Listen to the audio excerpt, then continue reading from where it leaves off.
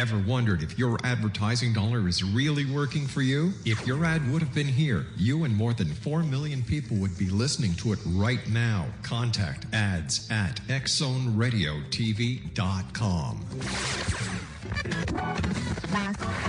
All Hit Radio.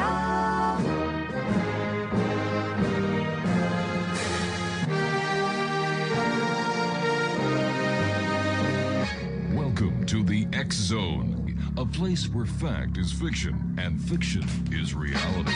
Now, here's your host, Rob McConnell.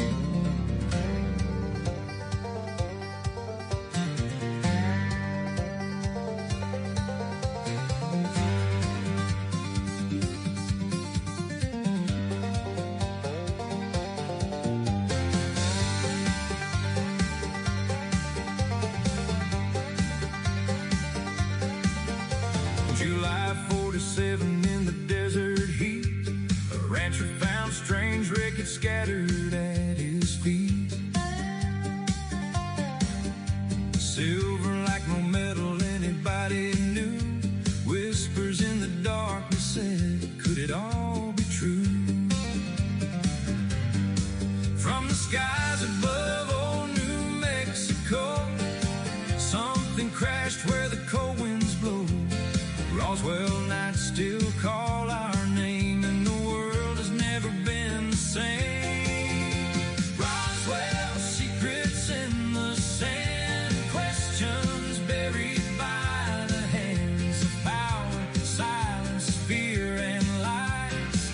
Still we search the midnight skies. Roswell, echoes never die. Truth keeps shining from the sky, from the desert floor to eternity. Roswell lives in mystery.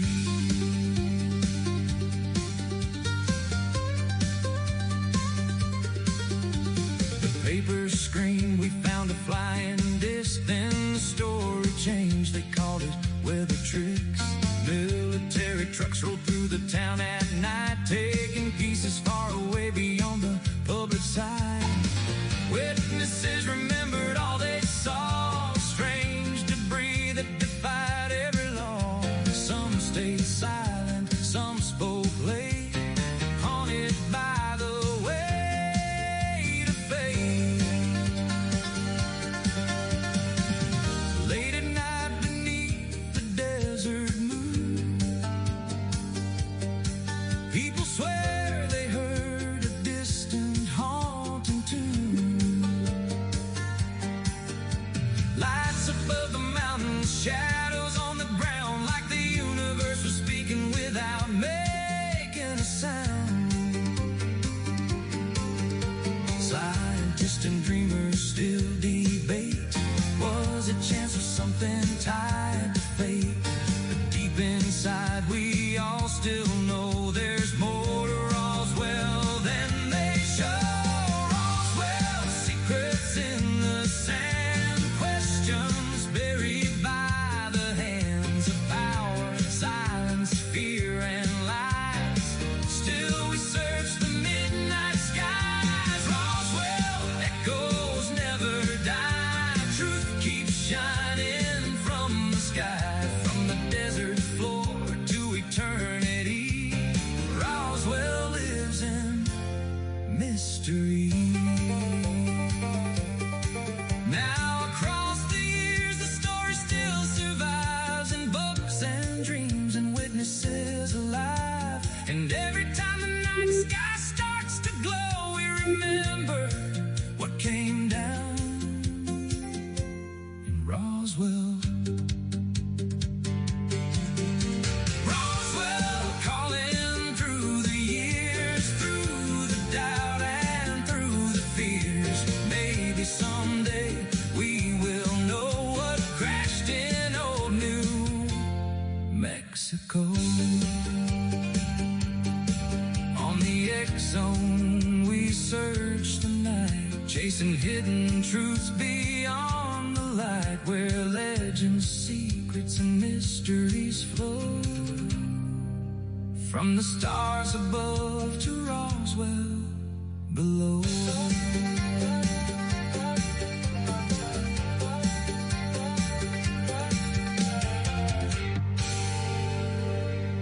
And welcome to the X Zone, everyone. I am Rob McConnell, and we're coming to you from our broadcast center and studios in St. Catharines, Ontario, Canada, right here on the Talkstar Radio Network, CanCom Broadcast Network, and your hometown radio, Classic 1220 CFAJ AM, streaming us at classic1220.ca.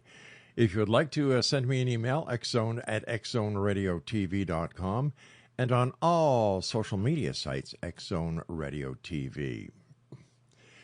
Well, from the high deserts of Roswell in the scorching summer of 1947 to classified files, military secrecy, eyewitness testimony, and questions that continue to haunt to this very day, tonight on the X Zone, we journey into one of the greatest mysteries of the modern age, the Roswell Incident. Was it merely a weather balloon, a top-secret military experiment, or did something not of this earth crash into the Roswell, New Mexico desert nearly 8 decades ago? Well, joining us tonight is one of the world's leading authorities on the Roswell case, acclaimed researcher, investigator, and author, Tom Carey. For decades, Tom has interviewed first-hand witnesses, examined military records, uncovered hidden testimony, and followed the trail of evidence surrounding what many believe was humanity's first confirmed encounter with an extraterrestrial technology. From government cover-ups and recovered debris to the possibility of non-human intelligence visiting our planet, this is a conversation that challenges everything we think we know about our place in the universe. I'm Rob McConnell, and tonight we dare to ask the questions others are afraid to ask as we open the files on Roswell, right here on the X Zone with my very special guest, Tom Carey. And Tom, welcome back to the X Zone. It has been way too long. Yes, Rob, it's so nice to be back with you. It's been quite a while. Time flies. It has been, my friend. Tom, for the listeners who may be hearing about Roswell for the very first time, and I can't imagine anyone who hasn't heard about Roswell, what exactly happened in Roswell, New Mexico, in July of 1947? Well, as you know, there's been quite a question about it. There's no question for me now, having investigated the case for 35 years. But what we believe happened was that on July the 2nd, late in the evening of 1947, a craft of unknown origin, extraterrestrial, was blown apart, whether it was an internal explosion or an external explosion, something like lightning or radar interference, something. A craft from another world exploded and rained down debris on the New Mexico desert.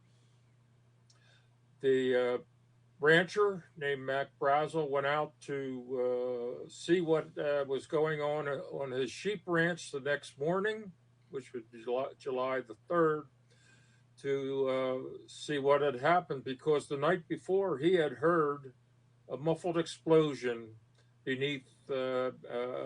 between thunderclaps. It was a heavy thunder and rainstorm that night. So he came across this large area of strange debris. He went into town a few days later because he wanted someone to clean up that debris. He had also seen two little bodies that he didn't recognize as being earthly. So he drove the 75 miles to Roswell, the sheriff's office. The sheriff didn't believe him, but he said, well, it sounds like something came from the sky. You should call the air base south of town. That would be the 509th Bomb Group. They called the air base, and they sent out a intelligence officer to the sheriff's office. He was named Jesse Marcel, to check some of the wreckage that Mac Brazel had brought in. He was sufficiently interested because he didn't recognize it as anything. He was the base intelligence officer. So he took some of it back to his commanding officer at the Roswell base, William Butch Blanchard. Blanchard didn't know what it was either, so he said, get out, follow the rancher out there, and see what you make out of it. So they did that the same day. They spent July I believe the 7th out there. A few days had gone by. This was the 4th of July weekend, and they reported back to the base with this strange wreckage. And they contacted the next higher command. They didn't know what to make out of it, and they were thinking that we've never seen anything like this before. And so they said, what do you make out of it? And Marcel said it was something that came to Earth, but was not of this Earth. Well, they made a decision on the base that this was had to be from one of those things they called flying saucers or flying discs. So they put out a headline because a lot of civilians, Rob, had gotten to the site before the military and that knew about this. Mm-hmm. And they saw the little bodies and they had to put something out. So they put out this headline on July the 8th that Roswell Army Airfield had come into contact or had captured, they said, a flying saucer. Well, as soon as that went on the AP wire, the Associated Press wire, and United Press International wire, it went around the world that Roswell had come into possession of one of these flying saucers or flying discs that had just made their appearance on Earth 2 weeks earlier on June 24th with the Kenneth Arnold sighting. So that headline went around the world. Well, the Air Force in Washington said, we're not going to, there are headlines out there. We can't handle this. We got to kill this story in the press before we make any snap decisions. So they put out, the very next day, they put out a headline that it was just a weather balloon. Wow. The story died in the press. It was a 2-day story back in 1947. And it remained that until many years later in 1978 when Stanton Friedman was put into contact with Jesse Marcel. And here we are. But back in 47, Rob, it was a 2-day story. It was a flying disc. It was a weather balloon, and it remained that way for, almost 40 some years. All right, stand by, Tom. We've got to take our first break. Exonation, Tom Carey is our very special guest. He's one of what I call the Roswell Trinity. You've got Tom Carey, Don Schmidt, and of course, Kevin Randall. We'll be back on the other side of this break as the X Zone continues here from our broadcast center studios in St. Catharines, Ontario, Canada, on the CanCom Broadcast Network and your hometown radio, Classic 1220 CFAJ AM, and they stream us at classic1220.ca. From the skies above old New Mexico, something crashed where the cold winds blow. Roswell nights still call our name, and the world has never been the same. Roswell, secrets in the sand, questions buried by the hands of power, silence, fear, and lies. Still.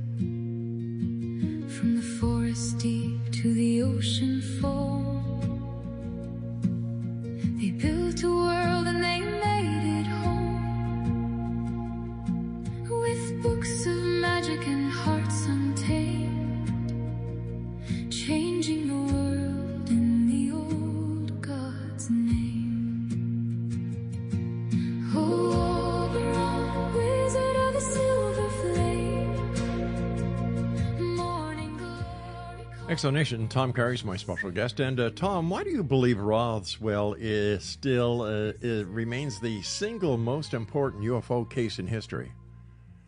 Well, it is, Rob, and the reason is it's several-fold. It's the best UFO case ever. I know when I first came across it in 1980 with the Roswell Incident book, the case has, it's not lights in the sky, it's not just a close encounter or something like that. It's the recovery of nuts and bolts wreckage. There are bodies. There's a cover-up. There were death threats. There's all sorts of things. Everything that a good mystery has is in this case. And Randall Schmidt and myself, over the years that we've investigated this case, we have located several hundred first and second-hand witnesses. Now, I ask you, Rob, how many other UFO cases have that many witnesses? We also, among those witnesses, we have 30 deathbeds, Rob, 30 deathbed confessions. How many other UFO cases have 30 witnesses, let alone 30 deathbed confessions? None that I'm aware of. It's the best research case of the most interesting UFO case, at least in my humble opinion, ever. And it has everything of a great mystery, and I believe that that's why it's the best case as we speak tonight. What brought you into the Roswell investigation? What brought me into this investigation, Rob, was a single book written by Stanton Friedman and Charles Berlitz. I'm sorry, William Moore and Charles Berlitz. Stanton Friedman was the investigator with William Moore, called The Roswell Incident. I read it in 1980, and the book blew me away, Rob. I had been interested in UFOs as a teenager. I had read a couple books. My favorite author was the Major Donald E. Kehoe. But here comes this book, and it was just blew me away. And so the years go by, 10 years go by, and there was not another book on the subject. I had joined MUFON, the Mutual UFO Network, and QFOS, the Center for UFO Studies in Chicago. And QFOS had these two fellows, Kevin Randall and Don Schmidt.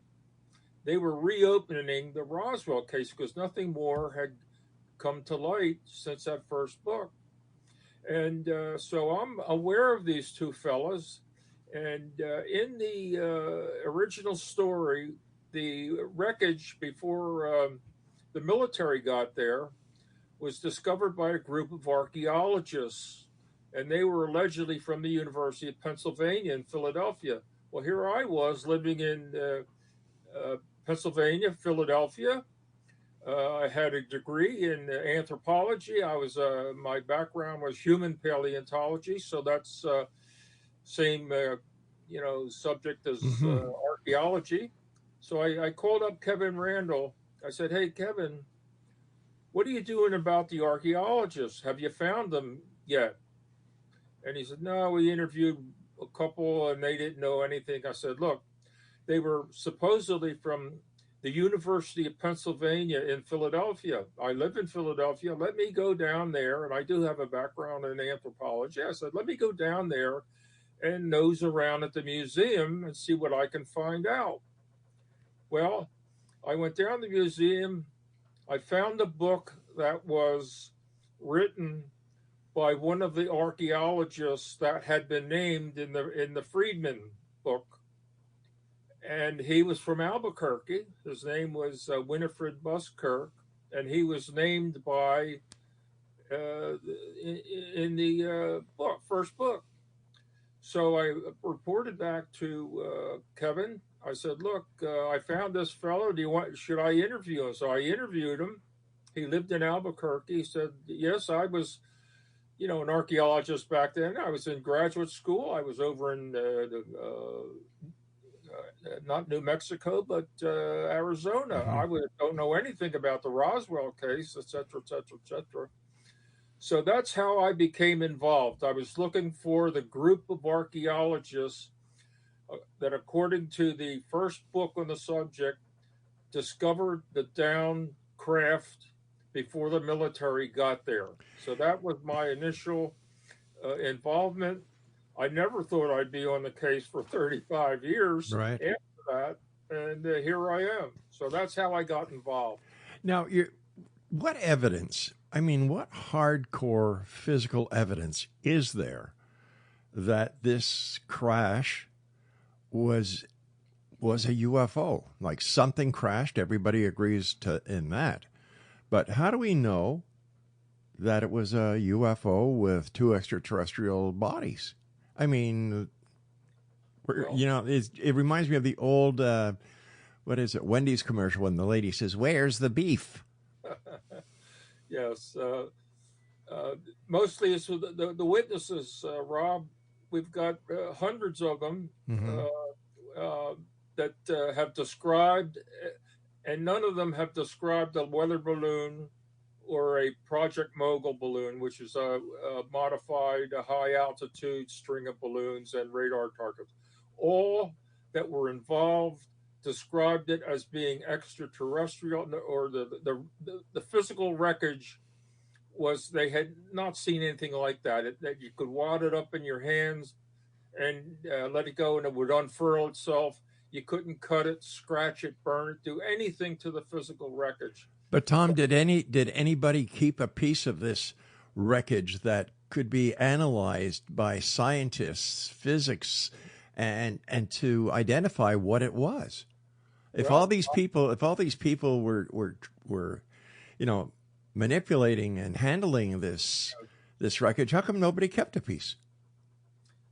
Well, we believe that some of the civilians did keep pieces. Unfortunately, we have struck out mostly on we've been told so and so has a piece, but they all claim it was either lost over the years, or they, that I don't have a piece. Yeah. So we have been unable, Schmidt, myself, and Randall, to actually come across a physical piece. But I will tell you this, there's a fellow named Arthur Exxon. He's gone now, but in 1947 he was a lieutenant colonel at Wright-Patterson Air Force Base in Dayton, Ohio. He was a student learning how to become a base commander, and he did in the mid-1960s. So I interviewed him, Kevin interviewed him, and Don interviewed him.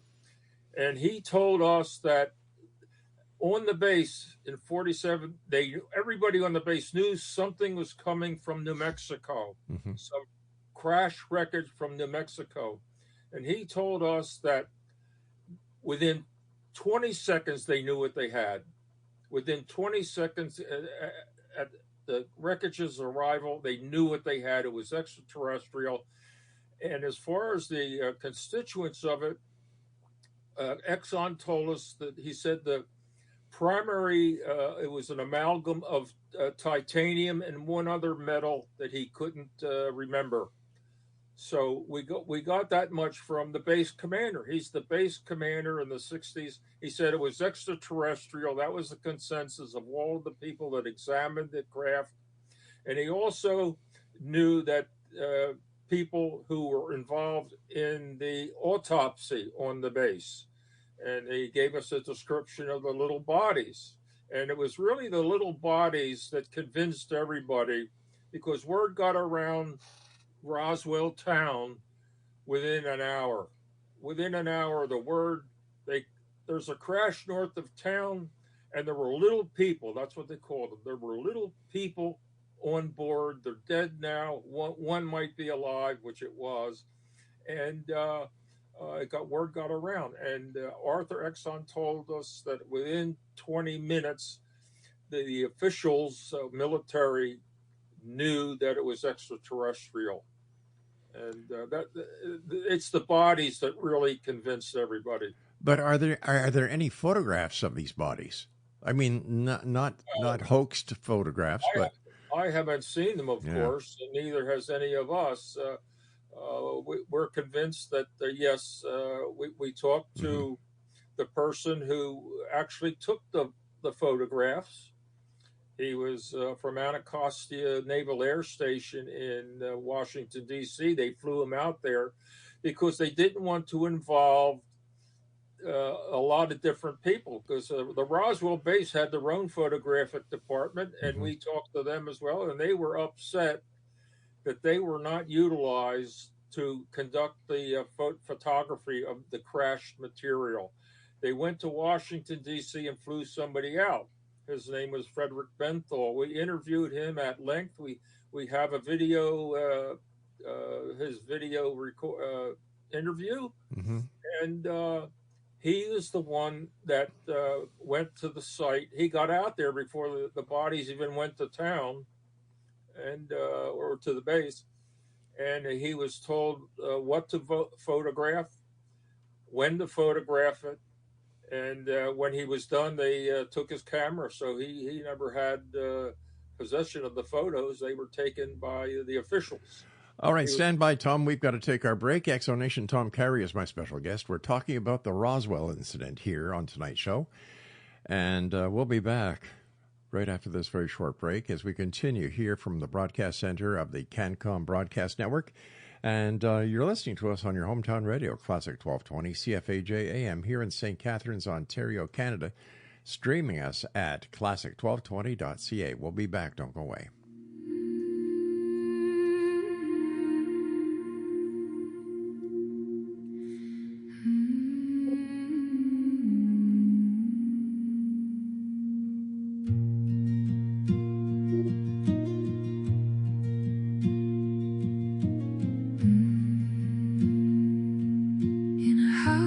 Dragons and candlelight, two dreamers dance through the endless night. Oberon called to the ancient skies, morning glory saw truth in their eyes. From the forest deep to the ocean.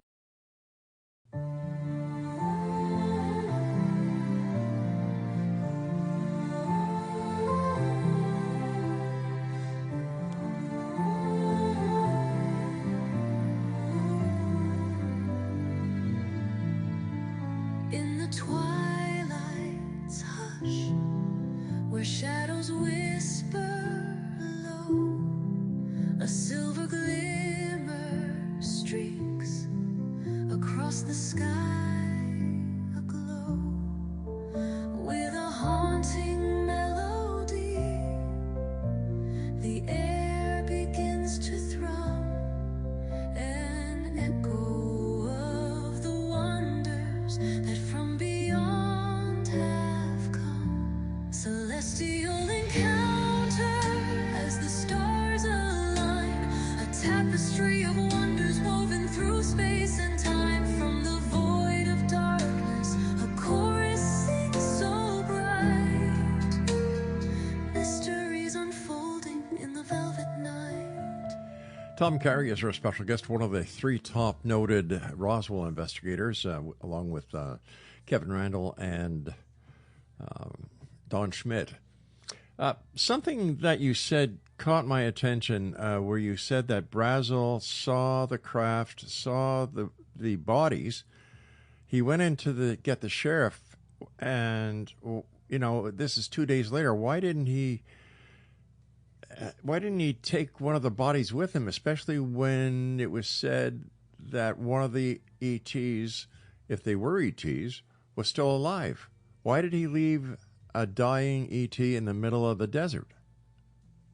Well, there were two body sites, Rob, and the body site that he saw, they were both dead. There were two bodies that had been blown out of the ship when it exploded, they fell to earth and their demise 2.5 miles from his ranch. And so those were sort of the two bodies he saw. Okay. There was a third site that we call the impact site. When the ship exploded, the inner cabin or an escape pod of some sort continued aloft for another 35 miles, coming to rest just north of the town of Roswell. In that inner cabin, which withstood the explosion, were three beings, and the key witness to that site was a fireman. His name was Dan Dwyer. He worked for the Roswell City Fire Department. He got out there to the site when the phone call came in. He went out in a truck, and he saw two dead and one still alive and sort of stumbling around. So that's how we know about there were five bodies, two at the one site, three at the other, and one was alive. And I have to say this, Rob, we have interviewed many people who were involved in the recovery, and military people that were out at the sites cleaning up the sites. They all said that the wreckage was like nothing they had ever seen before. And a number of them said, oh, by the way, there was one still alive. There was one still alive. So based on the testimony of many people, that's how we came to the conclusion that there were 4 dead and 2 alive. And they were at 2 sites. Brazel only saw the one site that was close to his ranch, and there were 2 dead there. So that's what's interesting, Rob, is that one of the witnesses, his name was Earl Fulford, he described what it was like out there to try to pick up this stuff and put it in a burlap bag. That's what they were told to do.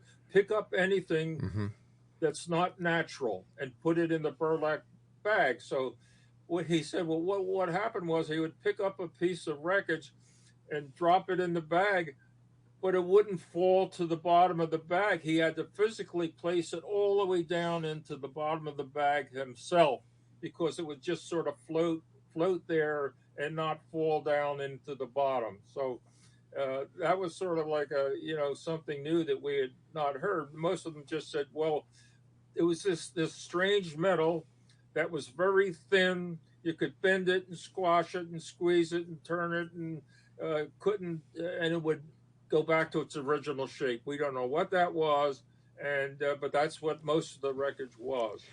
And as far as the bodies, that's how. And so Brazel, this was the 4th of July weekend, and so that's why the crash was on the 2nd. But he didn't get into Roswell until the 6th, which was a Sunday, and so that's how we know about and Arthur Exxon told us, because he was the base commander a couple of years later at Wright-Patterson, and he said the wreckage, we knew, the word got around so fast within 20 minutes that it was extraterrestrial, and so that's pretty good, substantial witness. Yes and no. Yes and no. I find it very hard to understand how, with all these people, that no one came forth with any physical evidence, number one. Number two, that no one within the media or any of the civilians took a photograph. And number three, when Jesse Marcel went to the base, retrieved some of this evidence, on his way to the base, what does he do? He stops at his home, wakes up his kid and his wife, and lets the child play with the evidence right then and there. That case is over because the base intelligence officer broke protocol. So how can anything that Jesse Marcel said be considered as the truth, since the protocol was broken, the chain of evidence was broken? The case The chain of evidence that was in Marcel's hand was broken, the stuff that he had, but there was a whole field of wreckage out there. So we can take Jesse Marcel out of the story. So instead of 600 witnesses, we have 599. But even with 599 witnesses, there's no physical evidence to substantiate any of their testimony. There's no physical evidence in our hands. Well, we have mega witnesses who handled the stuff and told us what it was like. I mean, if you get so many people saying the same thing, and from all walks of life, military, civilian, et cetera, they're all telling us what went on. Yeah. It all jives with what everybody else is saying. But what is jiving is that they did not know what this was. It doesn't mean that it was from outer space. It could have been something that was created by a force not friendly to the United States. After all, it wasn't the Roswell airfield where the bodies. But there's no evidence that they existed except what these people said. And we know for a fact that towards the end of World War II, the Japanese were sending balloons aloft with people in it called fugos. We know that for a fact as well. How come nothing of this has ever played into the Roswell case? What, the fugo balloons? Yeah. I think one made it in Oregon somewhere and killed somebody. Several made it. This was something totally unexpected and a surprise to everyone. Mm-hmm. And the government made a decision to cover it up. So what they did is that if you're an officer and you want to make the next grade, you don't, and they're telling you to shut up, you're not going to disobey them. Okay, I can understand that, Tom. But why did people come forward who had also been in the military, taken the same oath as those other people, and decided to break their oath and become whistleblowers for what? Well, I'm not following you here. What we found was that the lower the rank, the more likely they were to talk. Okay. And the higher the rank, the less likely, because when you take a case of Patrick Saunders, the base adjutant at the Roswell base at 47, when we called him, he said, "Oh, you're looking for little green men," and he started laughing. And goodbye. Well, he passes away, and we called. I guess we wanted to call him again, but he had passed away. But his daughter and son said before he died, he bought a number of copies of Randall and Schmidt's second book called "The Truth About the UFO Crash at Roswell." And above the flyleaf, there was a statement about what had taken place at Roswell, about the crash and the cover-up and the silencing of people, et cetera, And above that flyleaf, he wrote, "Here's the truth, and I still haven't told anybody yet." And he signed it, Pat. Have you seen that yourself? I'm sorry? Have you seen the cover leaf with his writing on it? Well, yeah, I've got a copy of it, yes. Oh, okay, wow. I can send it to you. No. Tom, yeah, I've known you a lot. He's the base adjutant. And the cover-up, according to his son and daughter, they talk about the Roswell cover-up. It started with him. They assigned the siphoning, the cleansing of the base, get rid of all the documents that we have anything to do with this crash. So he was assigned that case to remove all of the documents pertaining to that, and that included like telex messages, notes, and things like anything to do with. He was assigned to get rid of it. That's where it started. And as far as I know, I don't know that there was an investigation like we did. That what they were doing is they were covering it up, and Why do you think they were covering it up? well, it's speculation on our part. So All right, we've got to take a break. When we come back, I think this is a very important aspect of the Roswell case, is the cover-up. Why? You and I will be back on the other side. Tom, please stand by. And Exo Nation, if you would like to find out more about Tom Carey, just Google his name. And Tom, you and I will be back. Interesting case. It is a puzzle.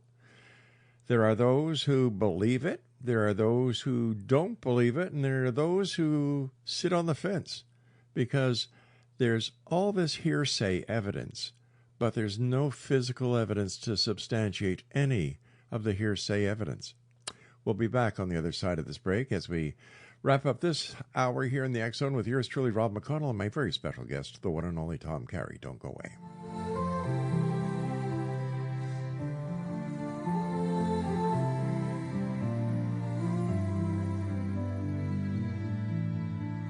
In the twilight's hush, where shadows whisper low, a silver glimmer streaks across the sky, aglow with a haunting melody.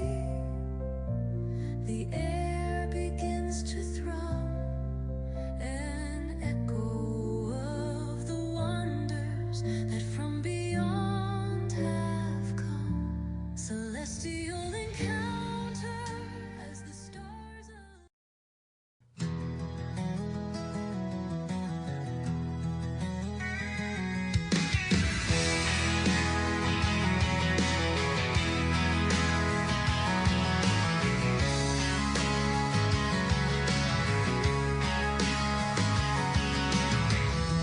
Late night signals whisper through the sky, stories of the unknown drifting by,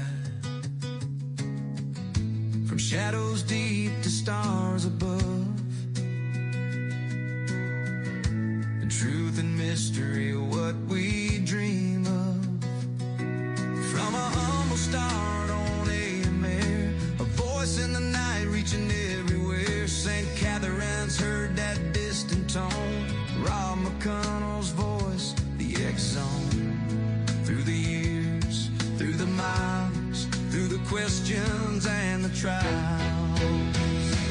Now we're back on 12:20 a.m.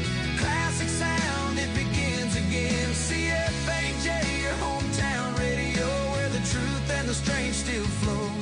From Ontario skies to the great unknown, with Rob McConnell on the X Zone. Welcome back, everyone. Tom Carey is our special guest this hour, and we're talking about the Roswell incident. What really happened at Roswell? We have all these witnesses that, Tom has interviewed, Kevin Randall has interviewed, Don Schmidt has interviewed, Stanton Friedman interviewed as well. But when it comes to the physical evidence, there isn't any. Well, there isn't any that the civilian investigators have access to, but allegedly there is evidence within the military that was taken from Brazos Ranch and a second crash site brought to Wright-Patterson Air Force Base, where it was held and who knows, may still be there. But the part of the scenario that I have a problem with is, why was there a cover-up? Rob, I'd just like to address the hearsay Sure. evidence.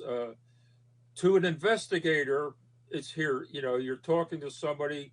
The investigator was not involved in the case himself. To interview someone who was actually involved and handled the material, like Frederick Benthal, his is not hearsay evidence. He was the one that took the photographs. So we have him on videotape. That's not hearsay evidence. To me, as an investigator, yes, I was not there. I did not handle it. So when you're investigating a historical case, I mean, you can say that about any historical case. Well, You're not involved, but you're interviewing people who were. Well, To when us, as a former police officer and police investigator, if I was to take this case and if I was to interview somebody, I would do it as a legal deposition. And did he sign a legal statement saying that, yes, this, to the best of his knowledge, is a fact, is true? what? Who? Benthal? We have a video. We have him on video. He doesn't have to sign anything. But just because he's on video doesn't mean he was telling the truth, does it? Well, you can say that about anybody. You Well, can say that about anybody. This is not a legal case. This is not a legal case. It's a historical case we're trying to reconstruct. We do have a number of affidavits that are signed by people who were there, were involved. There are a number of affidavits. I just don't have them right at my fingertips. Here. Oh, okay. So let's get back to my question. Why the conspiracy? Why the cover-up? Well, of course, the crash occurred in 1947. Mm-hmm. World War II was over for 2 years, but we knew who our enemies were, and the Cold War was beginning. Mm-hmm.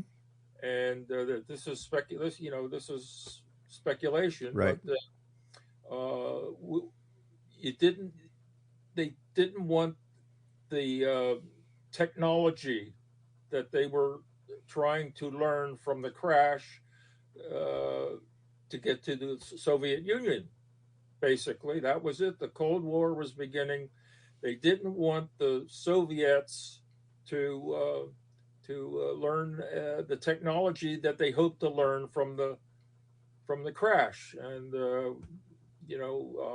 things like some of the wreckage were fiber optics, especially the memory metal that was in indestructible, things like that. So this is speculation, and so they covered it up, and it's been covered up since. And over the years, people wonder, why is there a cover up now? But once a cover up gets going, it's very hard to not keep it going, because you don't want to make waves. You want to get to the next grade level, something like that. So, that's my estimation. And I'm guessing that Ed and Randall have something similar. Oh, okay. I still can't understand, after all these years, if there is evidence that is held by the U.S. government, or if there are other crashes around the world where other governments are withholding the evidence of the actual case. I don't know about other crashes. Okay, but I'm not finished yet, Tom. What I'm trying to say is that if anybody wanted to bring down greater questions on the credibility of the United States government, all they would have to do is hack into a government computer and do a data dump of everything the government has on Roswell. To the best of my knowledge, this has never happened. Well, I'm not a computer or electronic expert. I am a gumshoe investigator. I don't know about those sorts of things, Okay. about data breaches. I just don't know. And okay, 50 years later, since 1947, what harm would it do that if in fact this evidence is there, for the government to say, listen, you were right, Roswell did have an ET connection? the people would wonder what else they're covering up. That's what would happen. Okay. So here we are in the year 2026, with all our great technology, with all our great ability to investigate beyond our greatest hopes. People are still making claims of seeing flying saucers automatically because they can't identify it. It has to be a UFO from outer space. and there's still no evidence except hearsay evidence. Fuzzy. Testimony is evidence. In courts of law, testimony is evidence. But that's an excuse that's an excuse. That's an excuse that people use within the UFO community to try and keep their little stories alive. They don't have any evidence. All they have are people's stories. Evidence. I'm sorry. Testimony is evidence if it's convincing in a court of law. But we're not talking about a court of law. We're talking about the court of public opinion here.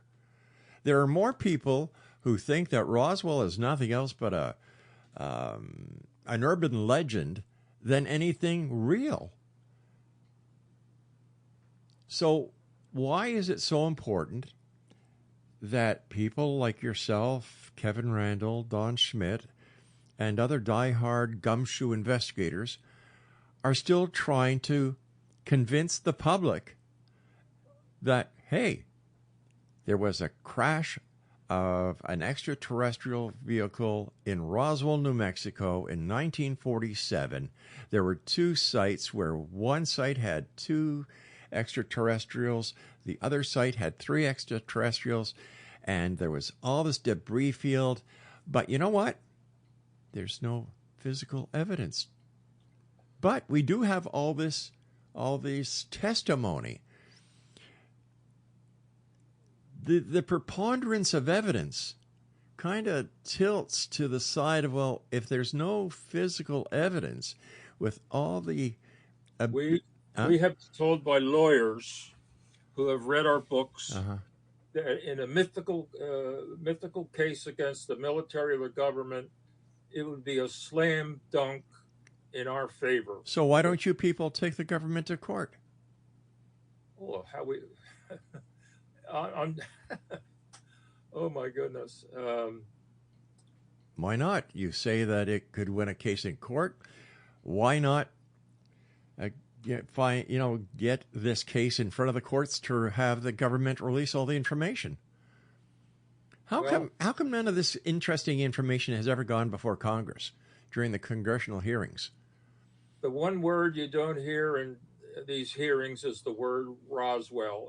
And in my humble opinion, the reason you don't hear the word Roswell at these hearings is because they have no answer for it other than the ones that we have been putting out in our books. They have no response for it. They know it's true, and they don't want to open that can of worms like, oh, they've been lying to us for 80 years. What else are they lying to us about? But that's just a theory. Well, you asked me, and I gave you my theory. Okay. I just find it amazing after all these years that when it comes to UFOs, there's a lot of hearsay, but there's no physical evidence. It's hearsay in our position. It's not hearsay for those involved whom we have interviewed. They were there. They were involved in the recovery. They took the photographs. They were threatened, and there's just hundreds of people like that we have interviewed, and not one of them has. Oh, I take it back. There was one that said it was a balloon, and his name was Edward Barraclaw. He was a lieutenant colonel on the base. We called him up, and he said, "Oh yes, it was a weather balloon." I said, "Oh my goodness." He says, "Yeah, I just got off the phone with a guy named Carl Flock." Oh, well, that was the only one who said it was a weather balloon. Carl Flock was a arch anti-Roswellian. So, do you mean Cal Korff? I'm sorry. Do you mean Cal Korff? No, Carl Flock. Oh, Carl Flock. Yes. Oh, okay.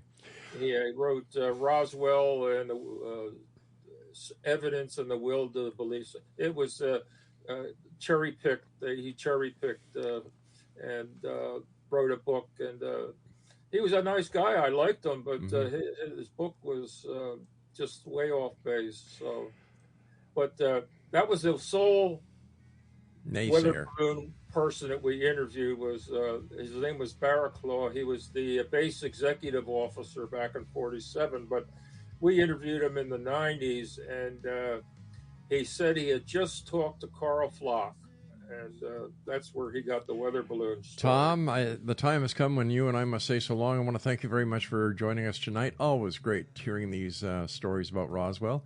And Exo Nation, if you'd like to find out more about the Roswell case, pro or con, Google it. You make up your decision, and let me know. Send me an email, exxon@exxonradiotv.com. I'll be back on the other side as the X Zone continues right here from our broadcast center and studios in St. Catharines, Ontario, Canada, on the CanCom Broadcast Network and your hometown radio, Classic 1220 CFAJ AM, streaming us at classic1220.ca. The questions and the trials. Now we're back on